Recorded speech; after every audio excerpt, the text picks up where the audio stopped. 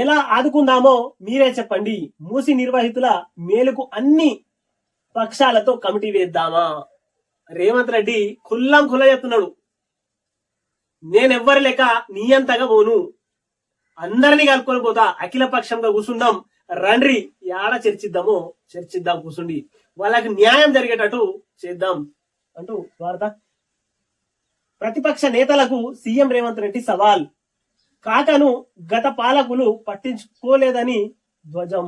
రవీంద్ర భారతిలో ప్రభుత్వం ఆధ్వర్యంలో వెంకన్న స్వామి జయంతి ఉత్సవం.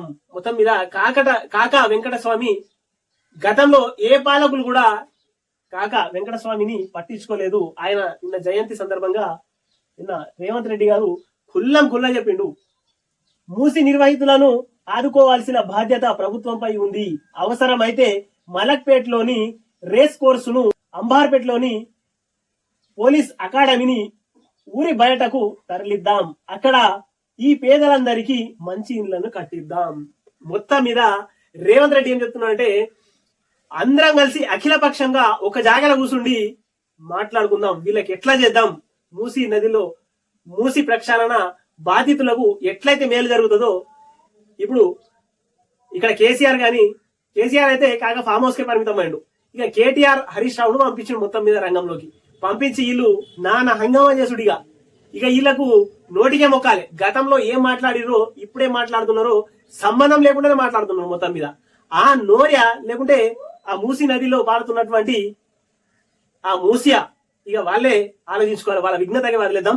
10 ఏళ్ళు గతంలో కేటీఆర్ నిర్దాక్షణ్యంగా రైతులను అక్కడి నుంచి, అంటే మూసి బాధితులని అక్కడి నుంచి తీసేయాలి, అక్రమ నిర్మాణాలు ఉన్నాయి అంటూ ఆ నోరుతోనే చెప్పినోడు ఇప్పుడు మళ్ళా ప్రజల్లో మేమున్నాం, మళ్ళా బీఆర్ఎస్ బతికే ఉంది అని చెప్పుకోవడానికి మామ అల్లుడు బామర్ది ఇక తహతహలాడుతున్నారు. ఇక ప్రజల్లోకి వెళ్తానే ఉన్నారు. ఇక మొత్తం మీద గాళ్ళ దిగేటోళ్ళు రోడ్ల మీద తిరుగుకొచ్చింది.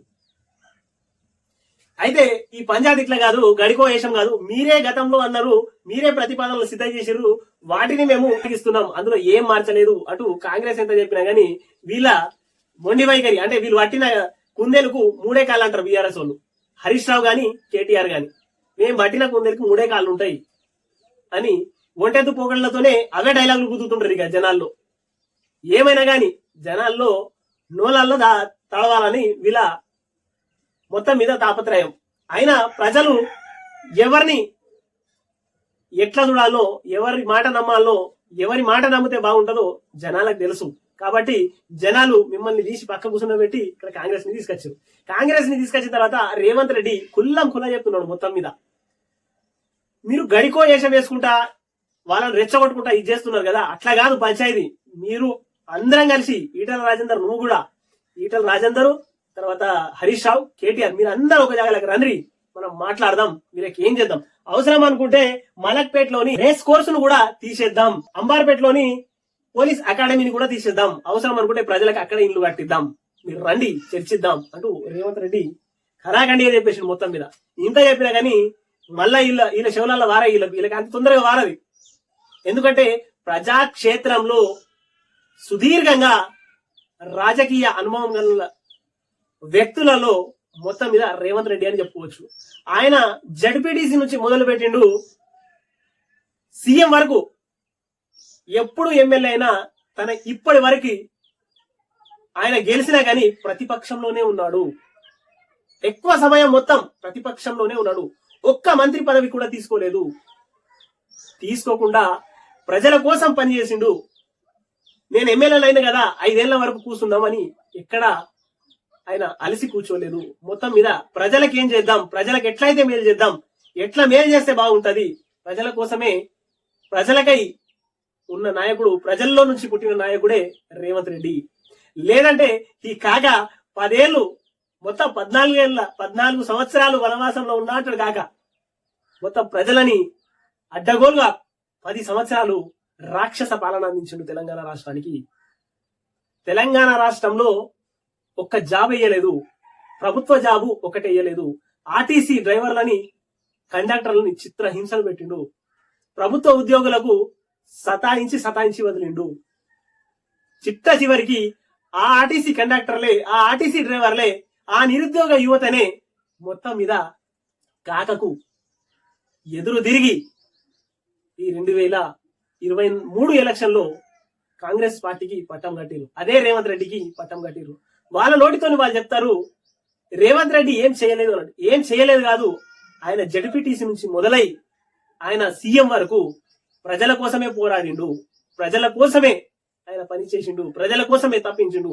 ఇప్పుడు కూడా ఈ క్షణంలో కూడా రేవంత్ రెడ్డి గారు మూసీ ప్రజల బాధ్యతల గురించి మాట్లాడుతుంటే డైరెక్ట్ ఆయన ఏమంటున్నారంటే అఖిల ఇట్లా పంచాయతీ కాదు, మీరు వెళ్ళి వాళ్ళకి రెచ్చగొట్టడం కాదు, వాళ్ళ మేలు కోసం ఎన్ని సంవత్సరాలు వాళ్ళు మురికి కంపంలో బతుకుతారు, హైదరాబాద్ ప్రజలకు మురికి నీళ్లు ఎలా తాగిపిద్దాం, గండిపేటి అవి మొత్తం మీద ప్రక్షాళన చేద్దాం. దీనికి ప్రజలు 100 మందికి న్యాయం జరుగుతుంటే అందులో ఒకరిద్దరు ఉంటే వాళ్ళకు కూడా ఆదుకుందాం.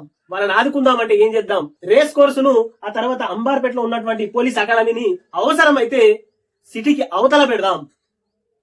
అవతల పెట్టి ఈ మూసి ప్రజల బాధ్యతలు ఎవరైతే ఉన్నారో వాటిలో కడదాం. రండి మనమందరం అఖిలపక్షంగా కూర్చొని మాట్లాడదాం అన్నాడు. 10 ఏళ్లలో కాగా కనీసం అఖిల పక్షాలను కూడా పిలవలేదు.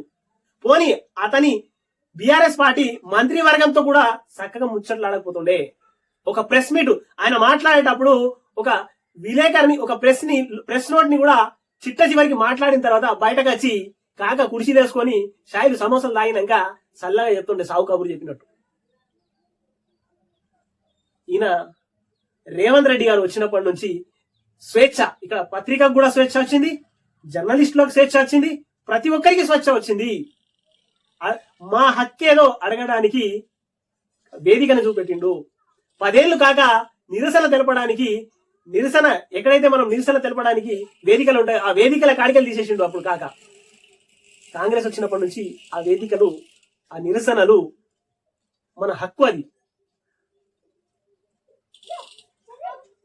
నిజంగా చెప్పాలంటే రేవంత్ రెడ్డి లాంటి సీఎంలు చాలా అరుదుగా దొరుకుతారు. ఆయనను పొగడడం కాదు, ఉన్న వాస్తవాన్ని అతని యొక్క రాజకీయంని ఒక్కసారి పరిశీలించండి తెలంగాణ ప్రజలరా. అయితే క్లియర్ గా ఇక్కడ మాకు అర్థమవుతుంది, కేసీఆర్ మాట్లాడే మాటలకు బరాబర్ సమాధానం ఇచ్చేటోడు అంటే రేవంత్ రెడ్డి గారే. రేవంత్ రెడ్డికి ఒక్కరికే దంగిను తప్ప మిగతాళ్ళకందరికీ కేసీఆర్ కాక యాడ సమాధానాలుగా మాట్లాడడానికి కూడా అవకాశం ఇవ్వలే రేవంత్ రెడ్డికి తప్ప. ఎందుకనంటే కాక చేసినట్టు పనులు రేవంత్ రెడ్డి మొత్తం క్షుణ్ణంగా పరిశీలించిండు. ఆయన అడుగులో అడిగేస్తూ మొత్తం మీద తన చేసినటువంటి తెలంగాణ రాష్ట్ర ముఖ్యమంత్రి బాధ్యతలు తీసుకున్నప్పటి నుంచి ఆయన 10 ఏళ్ల వరకు మొత్తం మీద ప్రతి పని వెంబట, ప్రతి దాని వెంబట క్షుణ్ణంగా పరిశీలించి తన పూసలని కదిలించినోడు రేవంత్ రెడ్డి. అంటే ఈయన గొప్పతనం చెప్పడం కాదు, వాస్తవం ఇది. ప్రజలకు ఏం కావాలి, ప్రజలకి ఏమి ఇస్తున్నాం మనము, ప్రజాపాలన అని ఎలా అంటారు, ఈ ప్రజాపాలన అంటే ఏ విధంగా ఉంటది, దారిద్ర్య రేఖకు దిగువనున్నటువంటి ప్రజలకు ప్రతి ఒక్కరికి న్యాయం జరిగేటట్టు ఈ ప్రజాపాలన ఉంది అంటూ ప్రజల నుంచి విశేష స్పందన వస్తుంది. రేవంత్ రెడ్డి ఇక్కడ దారిద్ర్య రేఖకు దిగువనున్నటువంటి ప్రజల యొక్క మన్నలను పొందుతున్నారని చెప్పుకోవచ్చు. మొత్తం మీద రేవంత్ రెడ్డి గారు తెలంగాణ రాష్ట్రానికి ఇంకో 5 ఏళ్లు కాదు, ఇంకో 10 సంవత్సరాలు ఉన్నా గానీ ఆశ్చర్యపోవాల్సిన అవసరమే లేదు. ఇంకా రేవంత్ రెడ్డి గురించి మనం మాట్లాడాలనుకుంటే 2 రోజులు కంటిన్యూ మాట్లాడినా గానీ సరిపోదు. ఎందుకంటే ఆయన గురించి గొప్పతనం చెప్పడం కాదు, వాస్తవం తెలంగాణ ప్రజలకు, సామాన్య ప్రజలకు ఏం కావాలో 100కు 100% చేస్తున్నటువంటి సీఎం ఎవరైనా ఉన్నారా అంటే ఆల్ ఓవర్ ఇండియాలోనే రేవంత్ రెడ్డి అనే చెప్పుకోవచ్చు.